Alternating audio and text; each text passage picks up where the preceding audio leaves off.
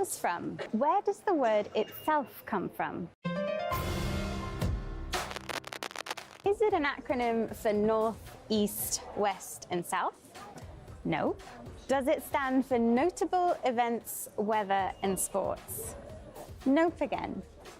Does it simply mean things that are new? Yes. It comes from the late 1300s from the French word nouvelle. News is simply new information about something that has happened. It's unusual in English because the word new is an adjective, but news is not an adjective. It's a noun, an uncountable noun. And even though it has an S, it's singular. So news is good or bad. We have several expressions in English using the word news. For example, no news is good news, which basically means if you haven't heard anything, there are no problems. That's news to me. I didn't know that. Breaking news, new news, something very important that has recently happened. And if you break the news, you are the person who passes the news on. But if you do break the news, make sure it's not fake news.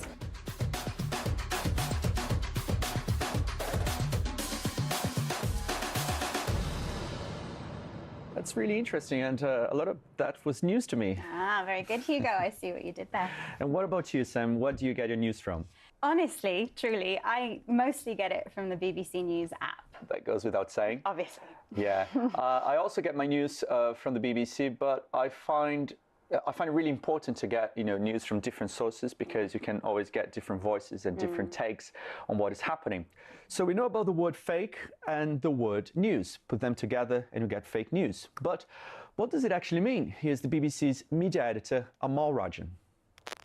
Fake news is lies and propaganda told for a political or commercial purpose which deploys digital technology, social media, new networks to go viral, to reach around the world and influence millions of people very, very quickly.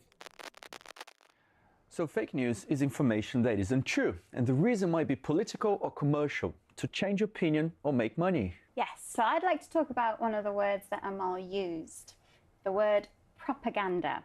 So this comes up a lot when talking about this topic. And let's just check that we know what it means before we move forward. So propaganda is a noun, and it describes information which is put out for political reasons, to get support for a political party or a political cause. And it's designed to promote a particular agenda, so to persuade people to think a particular way or make people support a particular policy. Propaganda isn't always completely fake, but it's often very one-sided and unbalanced and may mix lies and the truth. So I guess that's one of the challenges of being a journalist, Hugo, is making sure that you can actually determine what is true and what isn't. Yeah, it's a big challenge, and it's not made easier by social media. Amal mentioned that digital technologies and social media are